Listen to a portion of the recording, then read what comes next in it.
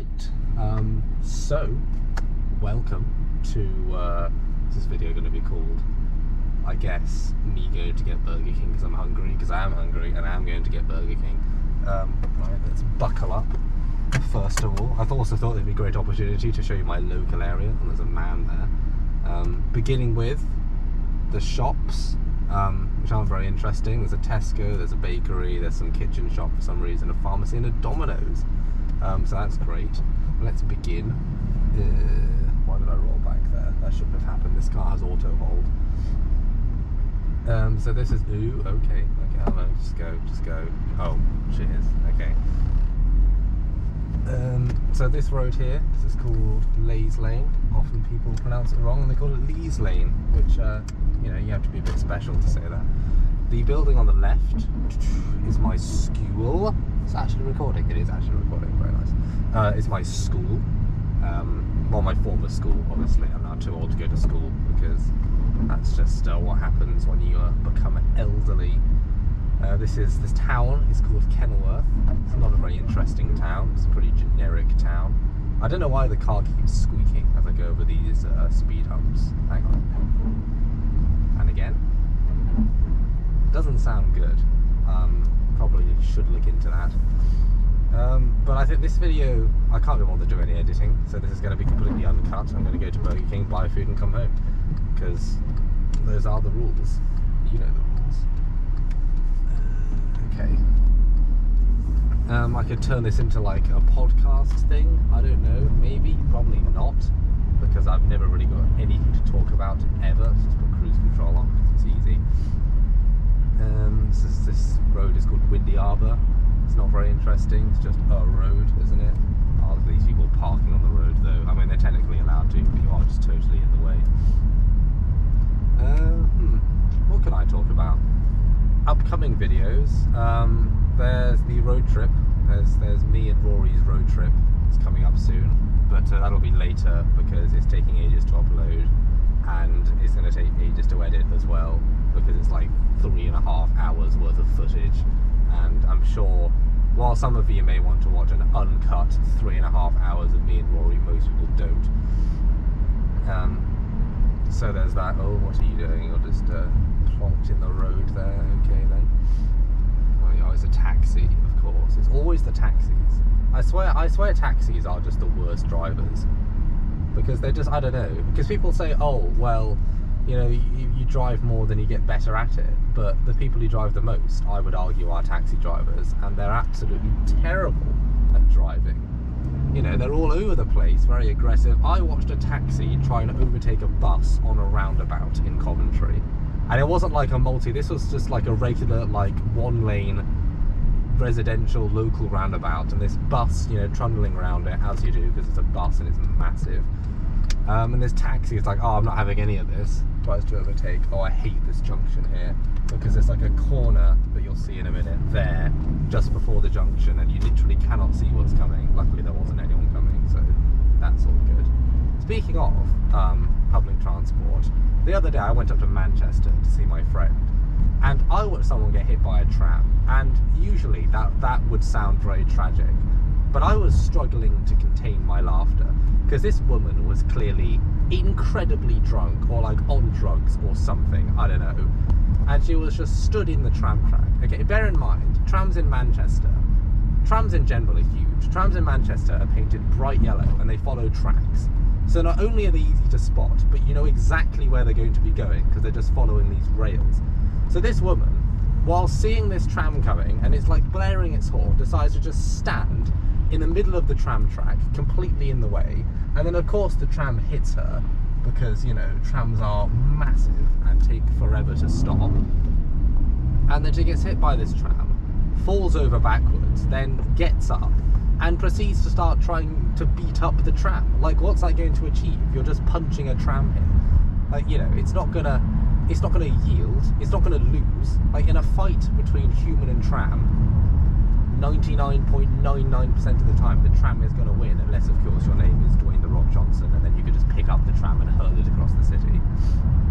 But yeah, that's my story. You know, if you get hit by a tram, I think that's just sort of natural selection at that point. Like, what are you even doing? It's pretty obvious.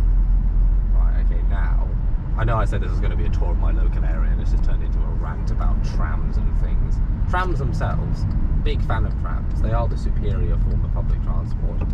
Like, whoever thought that the bus, the diesel bus, would be an adequate replacement for the tram? Like, what were you smoking when you made that decision? Because they're just not. Like, how? A bus, okay, polluting because it's diesel, they're slow because they're huge, they just get in the way because they never put proper infrastructure in, whereas trams have a dedicated right of way. merging. There we go, it's this Range Rover doing about 90 miles an hour in the middle lane. Boom. Lovely. Let's go. Let's get past all this bus and things. Come on. Still going. Cruise control. There we go. Oh, that car was just going really slowly. I thought they were all stopped behind this bus, but no. Oh no, because it's 50 up ahead. Damn it. I hate this. Well, I don't hate it, because, I mean, you know, infrastructure improvements do need to be made. But while they're being made, it is very annoying, because you have to slow down, and, you know, whatever, and then everything's just in the way. So what they're doing here, I think, because at some point along here, HS2 crosses this road, so there's that. And also, they're remodelling the junction up ahead. Also notice how it's dropped to 50 and everyone has actually slowed down, which I quite like. Although, that is mainly because of these here. If you can see them, these are average speed cameras. So my entry time has been logged here, and then at some point at the end, my exit time will be logged, and I might get there too quickly, then they're like, oh, you know, you can't have been doing 50, you must have been speeding because you got here too quickly, and then I'll get fined. Which I'm not going to do because I don't speed, and neither does anyone else, as you can see, because no one wants to get fined. And you get like points on your license. I don't know how many. I've never been caught speeding before. I mean, I've never sped ever in my entire life. That would never happen. So this is HS2 on the right here, and if you can see that, very exciting. Unless you're anti-HS2, and then it's absolutely devastating, and how dare they? Those are the two options, obviously. You can't be in the middle. It's either HS2 is the best thing for the UK economy, or HS2 is absolutely catastrophic and will ruin everything. Those are the two options. There's nothing else. Nothing else. There's no middle ground. So they're remodelling, so you can see they're remodelling this junction here. So at the moment there's only one overbridge, so they're going to turn this into a roundabout, mainly to cope with, you can see there, the girders for the new bridge that they're going to put in somewhere over here on the left. But they're building a new housing estate to the left here, and to cope with the extra traffic that's going to come from that, they're remodelling the junction effectively so they can carry more cars. I need to put into the middle lane.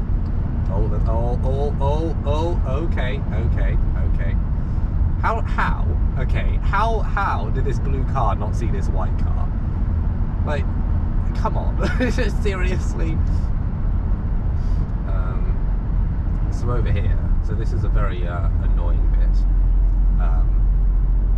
That's now even more annoying because, well, actually no. Okay, this bit specifically is fine, but this sign up here is very misleading because it says that this lane and that lane will both take you to the A45, which is technically not true. Well, okay, they both do, but that lane only takes you to the A45 via that goes in towards Birmingham. If you want the A45 going the other way, going east, then you can't take the left lane, even though it says you can, because they remodeled the roundabout so that only one lane feeds around and the other lane goes to the left. Oh, that car is broken down. So then, if you're just stuck here, you're stuck in the wrong lane. Oh, that car is following very close. Jesus, calm down. Okay. So then it means that once so you can see there, so that lane there literally just goes to the left, and then it's this lane that goes straight on. So that sign is completely wrong. So if you're not familiar with the area, you'll be in the left lane thinking, oh, it'll take me around to the A45 going east, but then it doesn't, and then you have to switch lanes like halfway through the roundabout, which is not very good. Also, this bit here, so I know, oh, I should be in the left-hand lane, but what they don't tell you is that this lane just ends, it just feeds off, and they don't tell you until like the last minute. So all the locals know, because I'm, local, got my local knowledge, that you should stay in this lane. But a lot of people that don't live in the area are like, oh, I need to be in the left-hand lane, so they get to the left, and then it's only there, that side, which isn't very easy to spot. It's like, oh, actually, no, you need to be in this lane, and then you get like no time to merge back in, and especially when it's busy, it's very annoying, because then you get the thing where it looks like you're trying to cut into the line of all the cars heading into the city, when in reality you just don't know what's going on because the signage is so bad. Oh, what's going on here? Are people just slowing down because they're speeding? Yeah, I think that's the case. Well, I also hate it there because it drops from 70 to 40 with little to no warning. In fact, no, I say little, no warning at all. It's just like 70, 70, 40, and then everyone's just like stuck. Oh, come on, it's bad. It's just in my way. Okay, there we go. Oh, this road again. It's become so annoying. So, oh, okay, you just cut straight across there. That's perfectly fine. So this road going into the city here used to be 40, and then they dropped the limit to 30 for literally no reason at all, because they haven't changed the road. And then they put average speed cameras up, so everyone has to do 30. So there's one there, there's the first average speed camera. This one on the lamppost, a little yellow thing sticking out. And this brings me on to my point about how you shouldn't enforce arbitrary speed limits on roads. Like, this road should not be 30. It's a wide, straight road with little to no obstacles. So naturally, people are going to be like, well, I'm going to go a bit faster because I can, because it's safer. If you want people to do 30, the solution is to not put speed cameras up, because then everyone just feels like they're going incredibly slowly. The solution is to design the road in a way so that people naturally do 30 anyway, because this is not a natural 30 limit. This is just an arbitrary 30 limit. And especially because it was 40 for ages, so all the locals are used to doing a 40 down here, and then they drop it to 30, and then people are like, well, why is it 30? The road hasn't changed. I haven't changed. In fact, cars, if anything, have gotten safer since they dropped the limit. So why is it suddenly 30 out of nowhere? Like, what difference does it make ultimately? But if they changed the way the road was designed that forces people to slow down, like they made the lanes narrower or something like that, then people will more naturally do 30 miles an hour, and then they'll understand the changes. But like, oh, well, okay, I can understand it now because the road is narrower, there's more hazards, etc. I'll do 30. Very annoying. So here we are coming into Coventry. So there's a lot of new development going on in Coventry recently, mostly student housing. So all these tower blocks that you can see ahead, they're all student accommodation. And well, basically the local residents aren't very happy about it, because they're like, oh, they're building all this student accommodation while there's loads of empty houses. And I don't think the council is terribly happy either, because students don't pay council tax. So the council is getting absolutely no revenue from these student properties at all. But apparently the reason that very recently all this student accommodation is going up, I don't know whether this is true or not, so don't quote me on this, but apparently Coventry City Council changed their laws concerning HMO, house in multiple occupancy properties, i.e. student houses, because a lot of local residents complained, oh, this is awful, okay, I hate this. Well, the on-ramp and the off-ramp are the same ramp. Like, who designed this? Who designed this? It's absolutely terrible. Anyway, so they changed the law because a lot of local residents were complaining about living next to a student house. And let's be honest, living next to a student house is probably not the nicest thing. So they made it more difficult to turn a regular house into a student house. And because of that, it's pushed a lot of the students into large tower blocks, because which I need to be the left-hand lane, because they can't stay in student houses anymore. I don't know whether that's actually true, because I just read it in like a Facebook post, so it might be wrong, but it makes sense because they wouldn't build these new student accommodation blocks unless there was a demand for it. Like, you know, these blocks are expensive. Okay, you're just gonna sit in between the two lanes there. See, taxi drivers, again, they just don't know what they're doing. They're just all over the place. But yeah, so it would make sense that that's the case, or at least something of that nature, because, you know, these companies wouldn't spend millions of pounds building these new tower blocks if they didn't think they were going to make money from them. Oh, they've remodeled this recently as well. As a preparation for the new station. Oh, Jesus! Not right. Okay then. Heart beating, etc. I wasn't very happy about that. I'm not entirely sure whose fault that was. It was probably mine. Let's be real here. I don't know what I'm doing. Although that van was old and white and unmarked, and obviously if you drive an old white unmarked van, that automatically makes you a nonce, and therefore you don't know how to drive. That's probably not entirely true. Don't quote me on that. That's obviously not true. But Coventry recently, and you can see there's a lot of new development has happened, and they're like, in Coventry, let's be honest, it's not. Oh no! Is the drive-through closed? Damn it! Right. Okay, I'll just turn around. I like how they put. They don't have proper cones. They've had to put caution wet floor signs.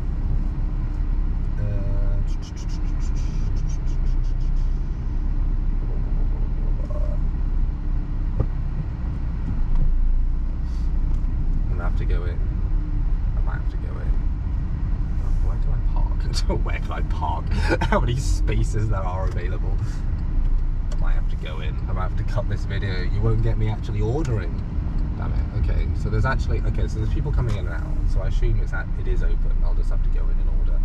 Damn it. That's so annoying. I'm far too lazy to actually walk into a shop. Unbelievable. Anyway, I'll shut up. I'll see you later then. Right, so apparently that Burger King is closed for maintenance, whatever that means. So now I have to go all the way out to the Ricoh Arena, which is like way on the other side of Coventry. Like, what's that all about? I'm trying to think if there's any other Burger Kings. I don't think so. God's sake. All the way to the Ricoh Arena, which recently has had a name change. So I don't even know. So Ricoh, so you know, like, they name stadiums after whichever company like sponsors or whatever. So it used to be sponsored or owned or whatever by a company called Ricoh, which I think made printers. I'm not entirely sure. But recently changes occurred, and the Coventry Building Society, which is like a bank but also kind of not. I don't really understand what building societies are. I suppose they're kind of like credit unions in America, maybe, but I could be wrong. I'm not an expert, but I think that's like similar. And now it's called the Coventry Building Society Arena, and everyone hates that change because it sounds terrible. Right, okay, so this roundabout here, like, it's a really badly designed roundabout because there's nothing in the middle. Like, it's just a white circle. So basically, as you head towards it on the main road, there is no incentive to slow down, which is just not, it's just not how you design it, because the point of a roundabout is that they're safer than like a crossroads, because as you approach it, you're forced to slow down. So if there is some kind of collision, it's a very low speed collision, because, you know, it's not like a crossroads where you can just shoot straight across at full speed and whatever. But that roundabout, because they've just painted a white circle in the middle, because I know why they've done it, so that lorries and stuff can still get into the retail park, but it just means that you don't slow down as you head towards it, which just makes it more unsafe. Coventry Ring Road, again, I know it's quiet now, but it's absolutely horrible. You know, who designed it? Who designed it so the off-ramp and the on-ramp are the same ramp? Like, what kind of utter melon was responsible for that? Typical 60s planning. So I don't even can tell, but Coventry during World War II was utterly eviscerated, and as a result, a lot of the city was rebuilt in the 60s because it was basically completely destroyed, including the whole like lower precinct to this ring road, a lot of these tower blocks and stuff, all built in the 60s.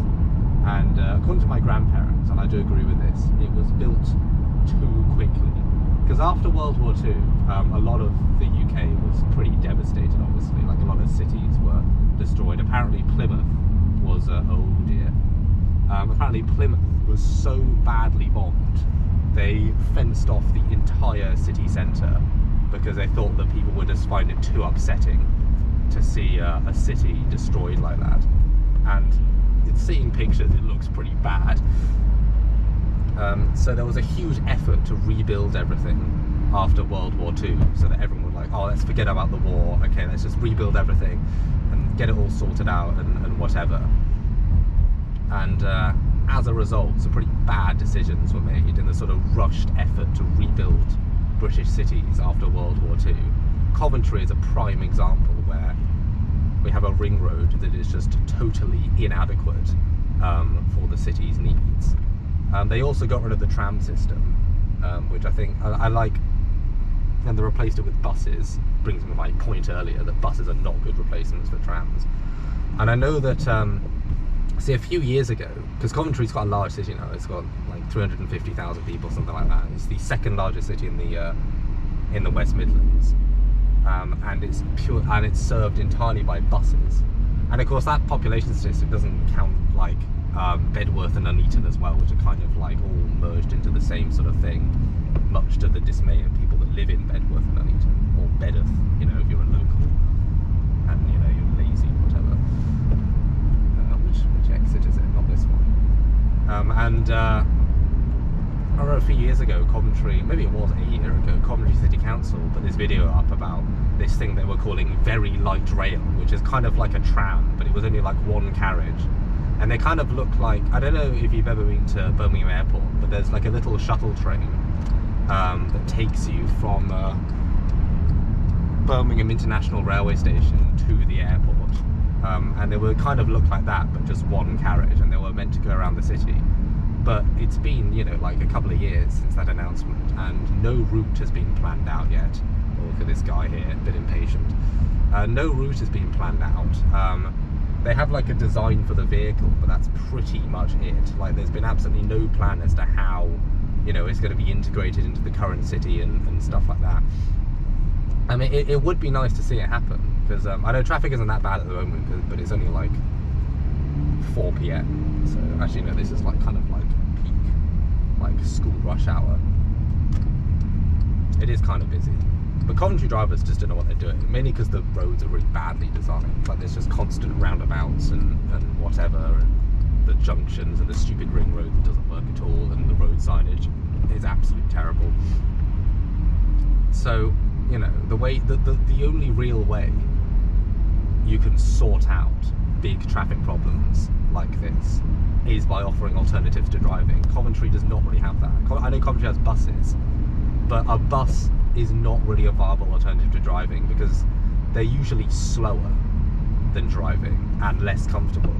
So then the implication is that the only reason you would ever use a bus is if you couldn't afford a car, because, you know, why else? You know, why else would you take a slower, less comfortable version of a car if you had a car? So then it gives you the idea that, oh well, the only people using buses are either children or poor people, which is just not a good connotation to have, especially as buses are actually, you know, very good for, you know, environmental protection and things like that. Like the reason I'm not using a bus at the moment is because I can't effectively. Like if I wanted to, like, to get, you know, to do all these journeys that I've done right now, it would take so long by bus, and I'd have to do so many. I'd have to take one bus, you know, from my house into the centre, and that bus only runs every 15 minutes, and it takes about half an hour, and it's quite slow. And then to then get to that Burger King and find out, oh, it's not actually open, and having to go up to the Ricoh Arena, I wouldn't even know what bus to get to go to the Ricoh Arena. So I'd just be sort of floundering around Coventry city centre trying to find this bus, and then find out that, oh, the bus doesn't run that frequently, or, you know, and then it's really slow, and it'll just take hours to get out, whereas a car is so much more convenient. You know, it's quicker than a bus. It's, you know, you don't have to wait around, etc. Which is why buses are not adequate alternatives. Whereas a tram, even though it might not necessarily be faster, a tram can run more frequently. It's more efficient. It can carry more people, and also it's easier to navigate. Like, the one thing I find incredibly annoying is that you get to a bus stop and there's no map or there's all right, calm down. And there's no map or anything. So you get to the bus stop, you're like, well, where did this bus even go? Like, I have no idea. Like you can't tell because they don't put any information up about the route. I know there's like a timetable, but unless you know the area, like, how are you meant to know where like the Crescent is or something like that? And there's no map to show you. Whereas a tram line, you know, it's just sort of implied that a tram line has like a map of the route and like a network map and stuff like that. It's much more easy to plan out. And also, you know, with a tram line, you can follow the rails. Like, there's a very obvious way to find out where a tram goes because there's the rail thing.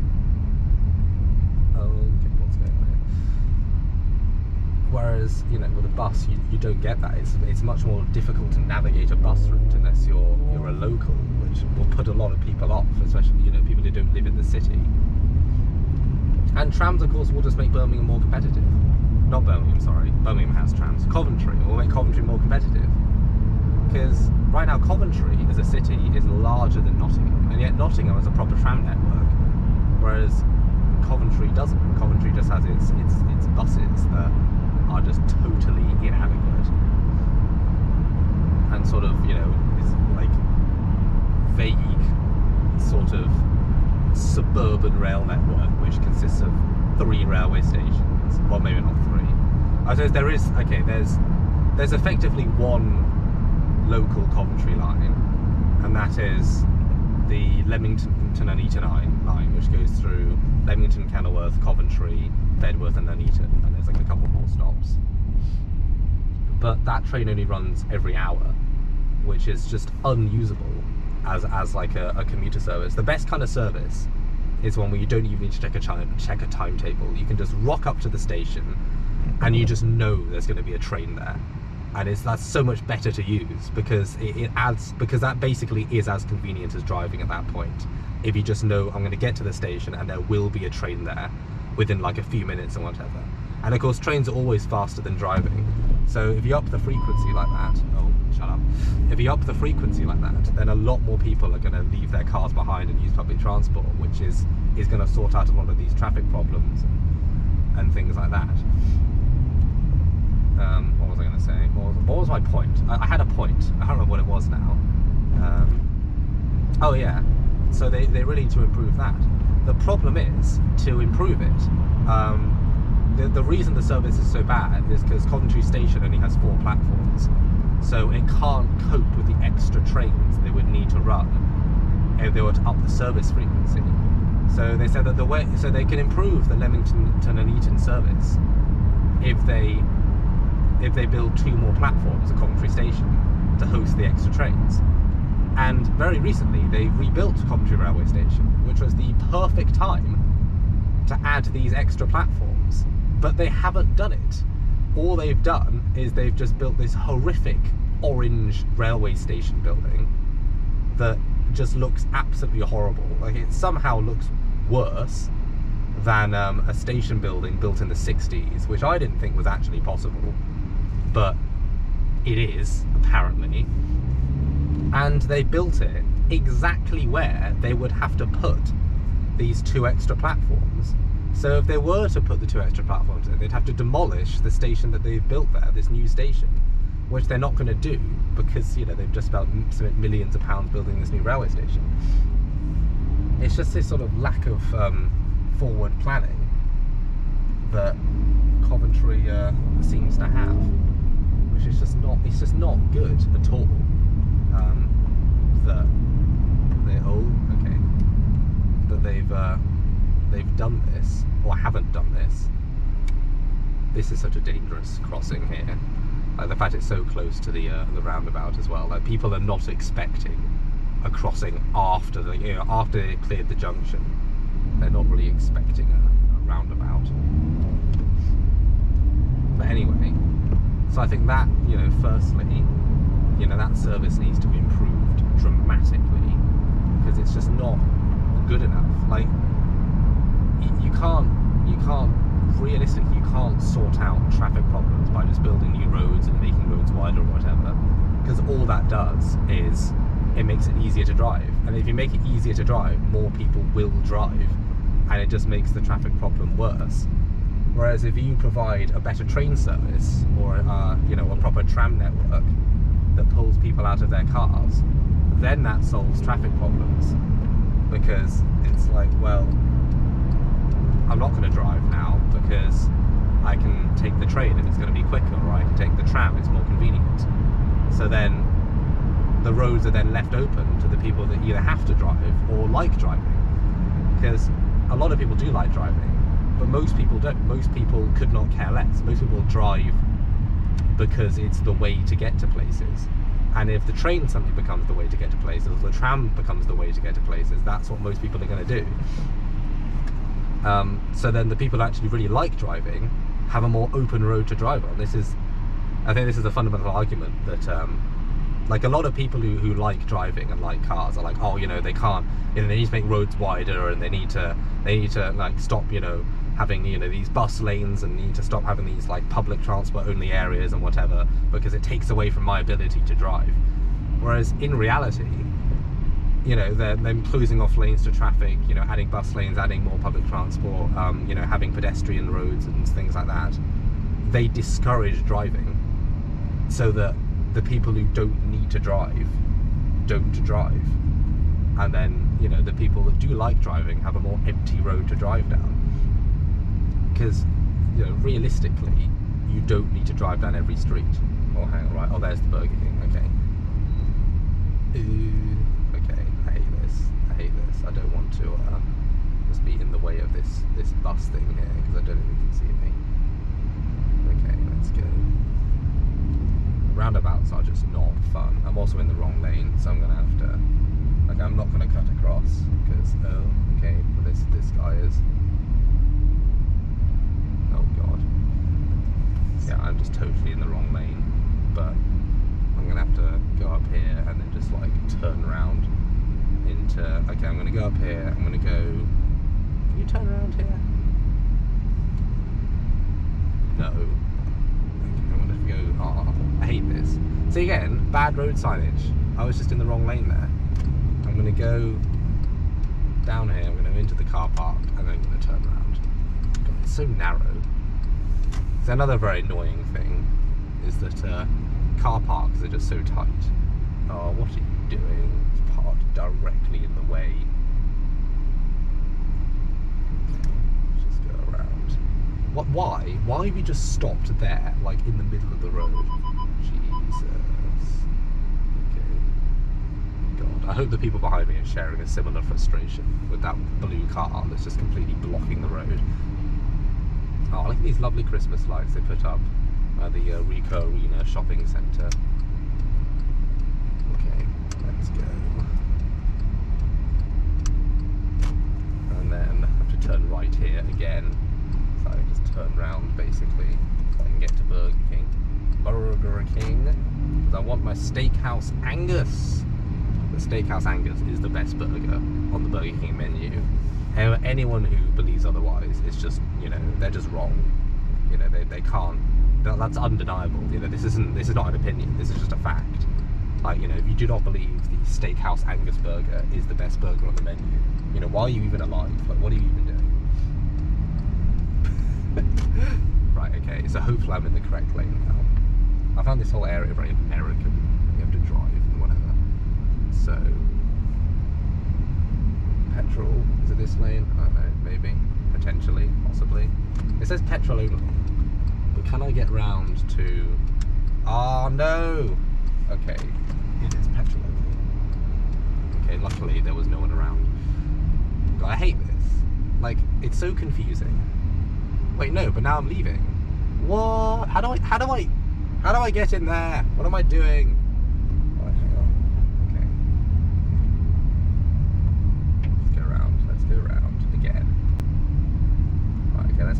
like stick in the middle so that people don't.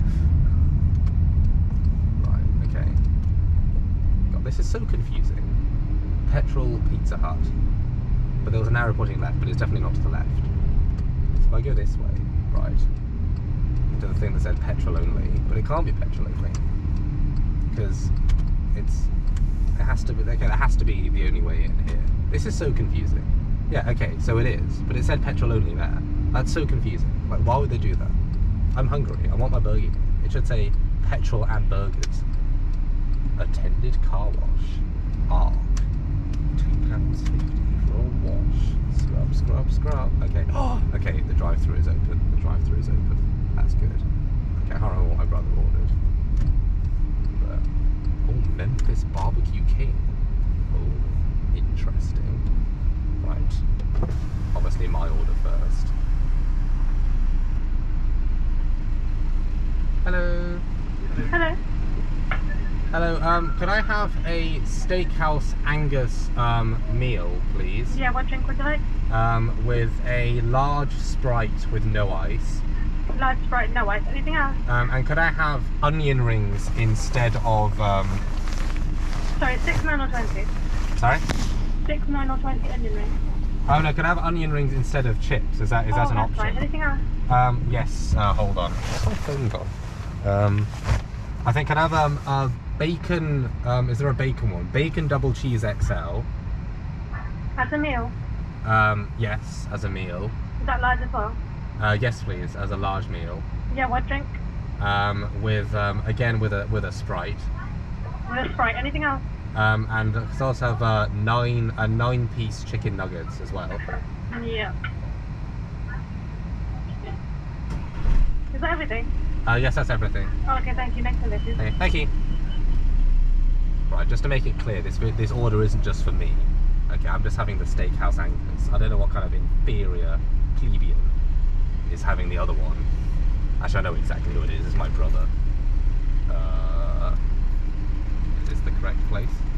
Maybe, possibly. I don't know. Do I just wait here now? I've left quite a gap. Well, there isn't like another collection point, is there? So this must be the point. Of course, no one's coming, so it must mean it's free. Or I just clear off. I don't know. Okay, that's fine. I see my drinks. I see my drinks. I'm so hungry right now. Hello. I think she heard me. Wait, no. Why am I putting something in there? Hello. That's $21.97. Okay. Here's your... Oh, sorry. Hold on. Thank you. So I parked a bit too far. Thank you. Do you mind parking up and I'll bring it to you? Okay, that's fine. That's fine. Thank you. Of course, you know, when you order a monster big boy meal like that, you do have to then park up, and they're like, "I'm not bringing you your food because you ordered too much and we can't make it properly." That was very close. Right, is it like McDonald's where there's like a special like waiting bay or not? Maybe that definitely is. Oh, I can just go straight through. These are obviously the best parking spaces where you can just go straight through and just park over here. Lovely. Very nice. Okay. There's a light over there that's just having a fit. That's great. I'm so hungry. Where's my food? I'm starving. Apparently Burger King has been flame grilling since 1954. Incredible. Obviously not flame grilling in the UK, in America. Because America, home of fast food. Home of chains. What British chains even are there? Greggs? Like, who wakes up like one morning and thinks, oh, I could, actually no, that's a lie, I was going to say, oh, who wakes up and says, oh, I could really do with a Greggs? But I guess some people do, otherwise Greggs wouldn't exist. But it's not like, it's not the same as like, oh, I really want a McDonald's. No, like, you don't really hear people go, oh, I really want a Greggs. It's just like somewhere that you just go to because you see it and you're like, oh, I want a pasty type thing.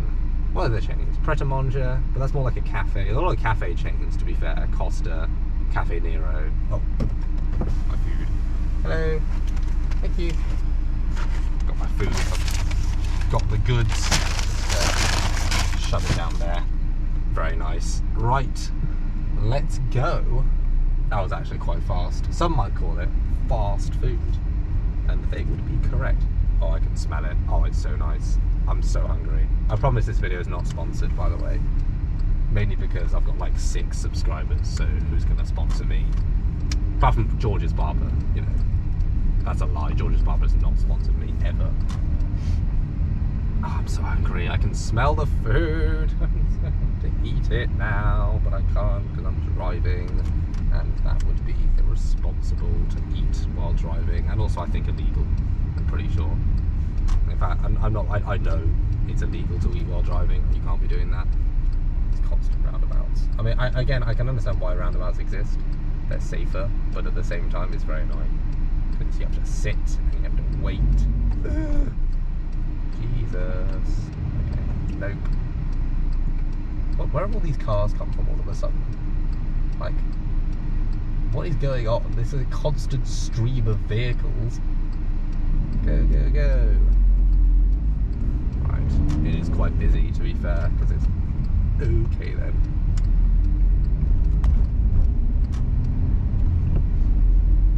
Right, obviously everyone's going towards Nuneaton because, well, I think, like, as you can see, like, traffic gets worse as public transport gets worse. Public transport options are much better going into Coventry than going towards Nuneaton, which is why, you know, all the Nuneaton traffic, you know, filing off that way is so much worse. Because Nuneaton is a smaller town than Coventry is, but the traffic problems are worse because the public transport isn't as good. And it goes to show that, like, I don't think city size and traffic volume, well, car volume, do not necessarily need to be linked. Because if you have good enough public transport, you're not going to have major traffic problems. Like, if you take, like, for example, Tokyo and Los Angeles. Los Angeles is almost famous. I know you can see all the traffic going towards Nuneaton there. Like, Los Angeles is pretty much famous for its biblical traffic. Like, it's just one of those places that you just know, or LA traffic, it's just like, it's just immediate word association. Whereas Tokyo, which is a far bigger city than Los Angeles, has just no, like, implications of bad traffic, right? Like, no one there's no, like, when you say Tokyo, and pretty much no one, unless you're really into, like, urban planning or something, is going, oh, Tokyo, oh, that's, you know, that's such a traffic city. Like, Tokyo is just, oh, you know, you're just getting stuck in a traffic jam when you go to Tokyo. Whereas with LA, it's, oh, you know, you go to LA, you're just going to get stuck in traffic. Because LA, despite being a city of like 15 million people, well, not, okay, not the city itself, but the, like, the whole region, massive, loads of people. Despite it being that large, it's like, well, there's no public transport. There's these huge, like, 8-lane highways that everyone has to drive down, and because everyone has to drive, or because it's so easy to drive, everyone does drive, and then, you know, everyone gets stuck in traffic because there's no alternatives to driving. Whereas in Tokyo, which has an impeccable public transport system, like, you know, the Tokyo, well, Japan in general is just excellent when it comes to public transport. And as a result, because it's so convenient to take the train, a lot of people do.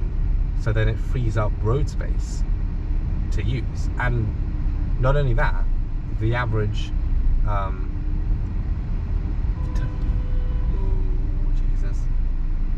Coventry drivers, they just don't know what they're doing.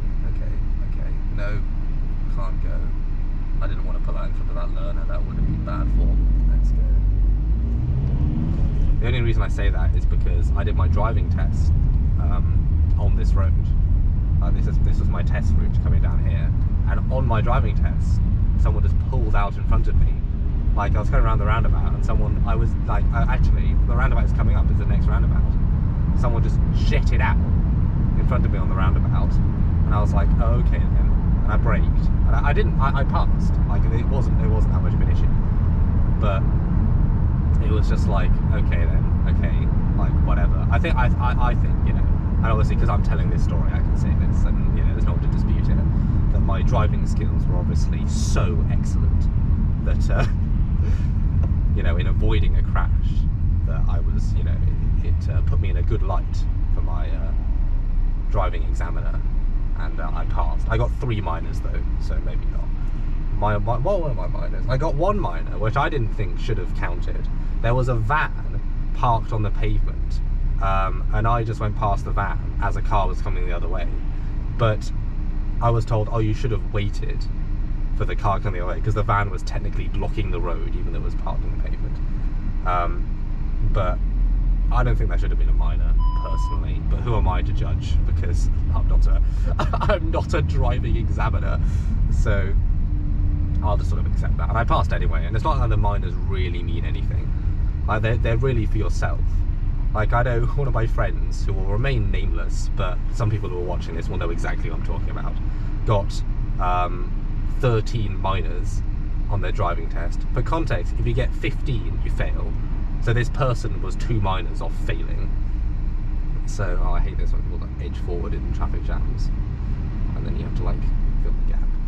Anyway, but it didn't make any difference. Like, you can get 14 minors and still pass, and then it doesn't affect your insurance. It doesn't, you know, it doesn't change, you know, how your driving license looks or anything like that. So really, what's the point?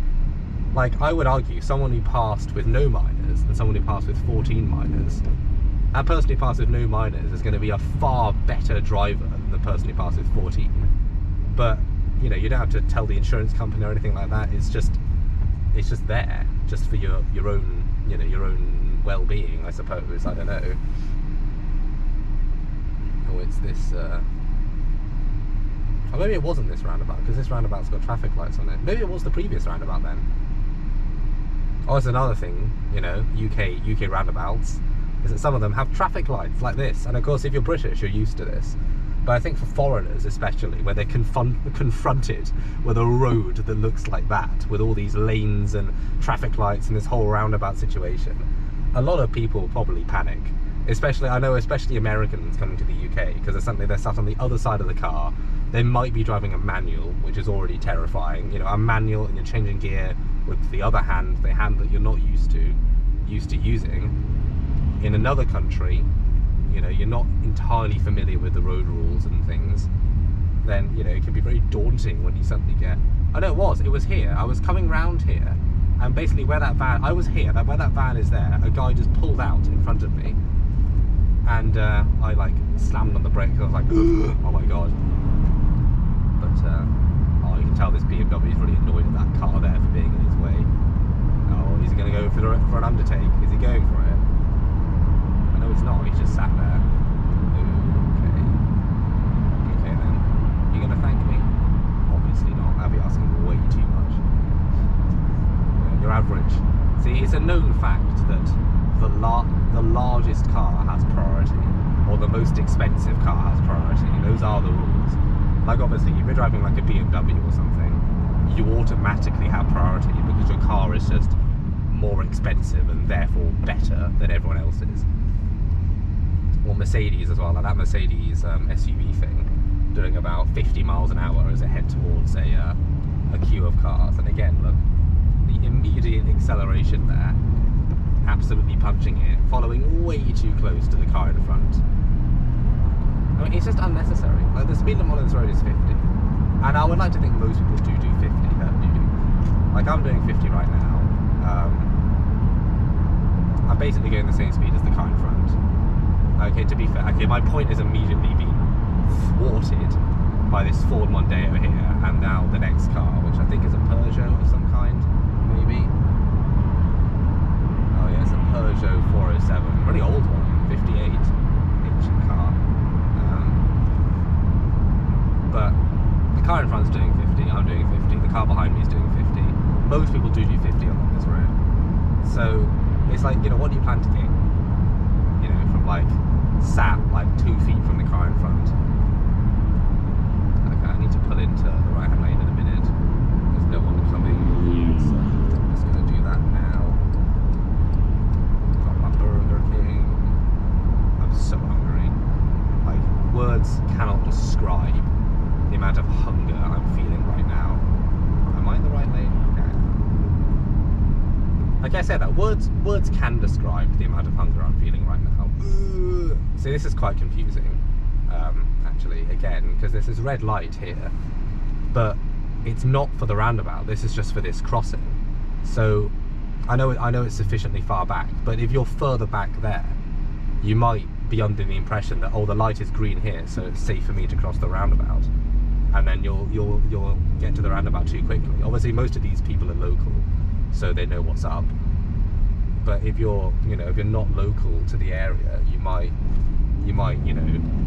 head towards this roundabout thinking, oh, it's green, it's safe to go across, and then at the last minute you're like, oh, actually no, the traffic lights are just for the crossing, they're not for the roundabout, and then you'll just sort of, you'll be like stuck. Okay, this van has just jetted out here. That's another annoying thing, is because it's kind of busy, a lot of people are waiting for a while. Oh no, this van, is it gonna make it? Okay, he's made it. Is a lot of people will be waiting for ages at the roundabout, for their opportunity, and they'll get impatient, and they'll feel sort of, the burning eyes of the cars behind them, like, why haven't you pulled out yet? Even though that's not the case, like, most people don't care. And then they'll sort of they'll be encouraged to make a dangerous move, like they'll jet out, when there's a car coming, and they'll cause an accident or whatever. And luckily, because it's a roundabout, like, it'll be a low-speed accident. But even so, like, it's just not a good situation to be in. So I think, like, I know that roundabout doesn't have it, but I think more roundabouts now need to have, like, those temporary traffic lights. Like, some of the roundabouts in the centre of Coventry, on the ring road, they have traffic lights that come on when it gets busy, and then they come off when it's quiet again. And I think things like that are more necessary, because a lot of the time people are waiting for ages and they get very impatient, and they're like, oh, I'm just going to go now because I can, the people behind me are getting annoyed, I'm in a hurry, I'm going to go, and then they get in a crash or whatever, and it's like all, they cause, the people come around the roundabout to panic and slow down and brake, and then it sort of backs up, traffic throughout the city, and it's just not a good situation. What is this? Gilson Gardens. I'm very sure this is all student accommodation. This on the right, this is a university building. I'm pretty sure it's like welcome. It's it's a Coventry University building. I think it's some kind of science building. It doesn't look good from this angle, but from the other side, it's a pretty imposing looking building. It kind of looks like a Bond lair, or like this evil lair or something. It's kind of cool. Not from this side. This side looks terrible. Now this is student accommodation as well. This building on the left. This is a new one, actually. I think it was only finished like for this semester. Oh, actually no, that's a lie. It's not even finished yet. It's actually still under construction. Whoops. I thought it was finished because they had like scaffolding around it. It's been taken down, so I was like, oh, it must be finished. But obviously it's not. There's a guy there. There's just one guy. I don't know if you can see that, but there's literally one guy working on it. Okay, let's go. Just turn left here. Come on, stay green, stay green, stay green. Okay, good. It's staying green. Let's go back. Let's go this way. Of course, 30 on this road. I mean, it's easy for me because this car has cruise control, so I just hit cruise control 30 miles an hour, and then I don't have to think about it. I just know I'm going to stay at the limit. But a lot of cars don't have cruise control, especially smaller cars, like the hatchbacks and stuff that most people are driving. So then they're forced to sit there at like 30, 30, 30, staring at their speedometers, like, am I doing 30? Oh my god, what am I speeding? And then they're like, oh, maybe I need to slow down again. Or maybe I'm just overthinking this. Maybe most people have no issue with doing 30 miles an hour, and I'm just bad at driving. So I'm just like, oh, I have to use cruise control, otherwise I don't know what I'm doing. But it is interesting because I've driven in America before, and in America, like a road like this, if they slap a 30 limit on it, no one is going to be doing 30. Everyone's going to be doing like 50 miles an hour down here. So, and I know there's speed cameras on here, but it's interesting that, like, even if those speed cameras weren't there, I bet most people will still do 30. Okay, what's going on? What's going on here? There's taxi. Again, taxi, just totally in the way. Blocking everyone. I don't know about the UK, but I know in Japan, there's a law that says that taxis can pick up and drop down people anywhere. Like, there are no restrictions as to where a taxi can drop people off. Which is very interesting, because you'll see like main roads and stuff, and taxis will just stop in the main road, much to the dismay of other drivers, to drop their passengers off or collect passengers or whatever, because there are no restrictions. I'm not sure about the UK. I know we have our like coloured lines, so I don't know whether. I'm pretty sure taxis can't drop off and pick up on a double red line, but I could be wrong. I'm not a taxi driver, and it's been a while since I did my driving test, so I could be very much mistaken, but I believe that's the case.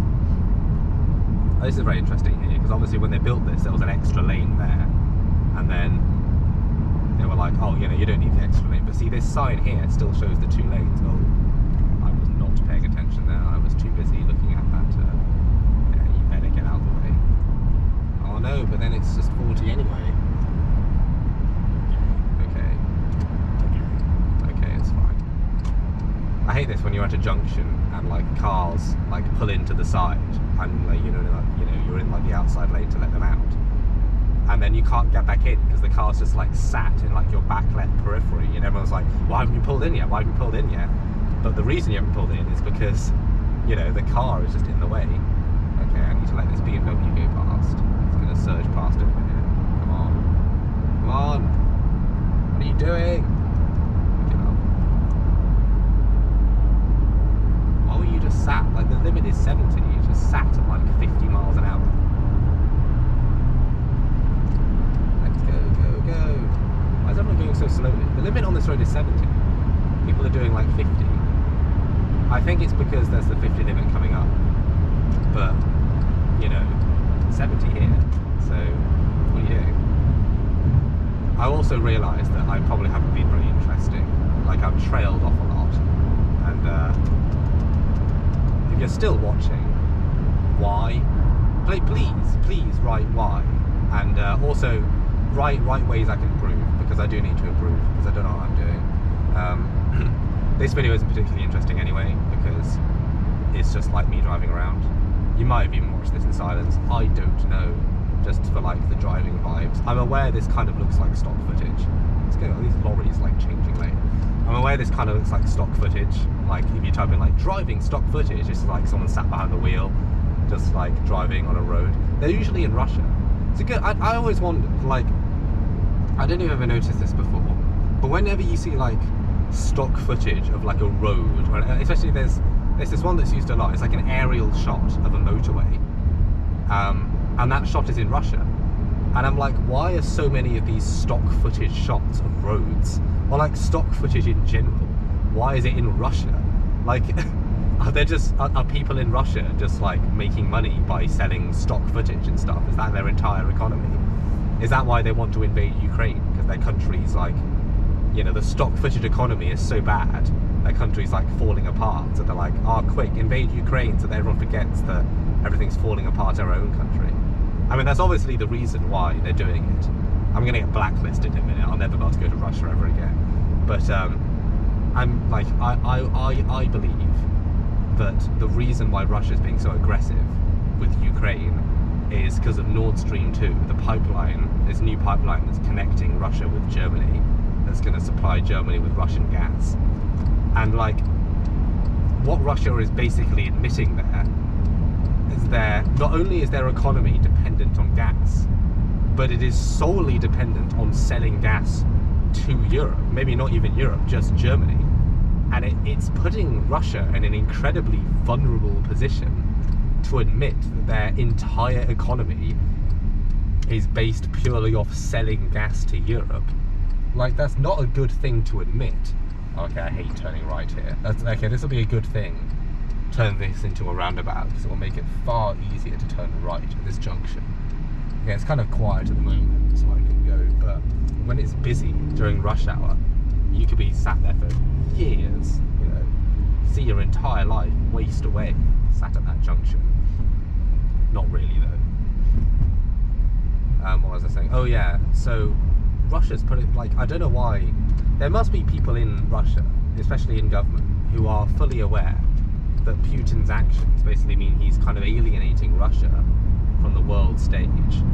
You know, no one wants to be Russia's friend right now because of their actions. You know, they, you know, invaded Crimea. They're trying to invade the rest of Ukraine. They're being increasingly aggressive in places like Georgia, and you know, they're trying to assert their dominance and whatever. And then for Russia to basically, you know, hold Germany in a limbo with this pipeline, or Germany to hold Russia in a limbo with this pipeline, for Russia to get so annoyed at that, you know, they're basically admitting, yeah, our economy is effectively selling gas to you, and if we stop selling gas to you, we're going to collapse as a country. That's what Russia's basically admitting by having their troop build up in Ukraine. They're using Ukraine as a pawn to threaten Europe. You know, like, you know, we'll just re-invade Ukraine if you don't do this. And it's just not great. At least with China, yeah, China's being aggressive and whatever. But they, you know, China is less reliant on a single country or a single bloc for their economy. They just sort of sell stuff to everyone, and it's still kind of a vulnerable position to your economy to be based on selling things to countries that don't like you very much. But at least with China, there's a lot of countries like that, as opposed to Russia, where it's just, oh, we sell gas to Europe, and not just Europe, probably just Russia, but probably just Germany. Yeah, I don't know why I was talking about that. I don't know how I ended up talking about that. You know, watch back the video, find out how I went from being hungry and going to Burger King into talking about the geopolitical situation concerning Russia, Ukraine, and Europe in general. Maybe it's my hungry brain. Maybe it's just because I'm really hungry. It's my hungry brain just like talking, just saying stuff. I'm amazed I've even managed to stay talking for so long. Like, I saw I've been talking for like a good solid hour now, continuously. Nothing very interesting, but I just thought, you know, it's one of those things, isn't it? But yeah, I'll end the video now. Thank you for watching or listening or whatever you did. I'm amazed you did, to be honest. You stuck around for this long. If you did, thank you very much. Congratulations. Well done. Okay. Oh, Jesus. But yeah, that's really it. So it's goodbye. Oh, wait, not goodbye yet. I hate this. There's a van here. I mean, I admit he does have priority, but like, you know, it's just not fun. This road is like slightly too narrow for two cars to get past, which is just kind of annoying, really. Anyway, yeah, goodbye. Have fun. Au revoir. Okay, you've waited. That's good. Thanks, mate. Cheers. Yeah, goodbye.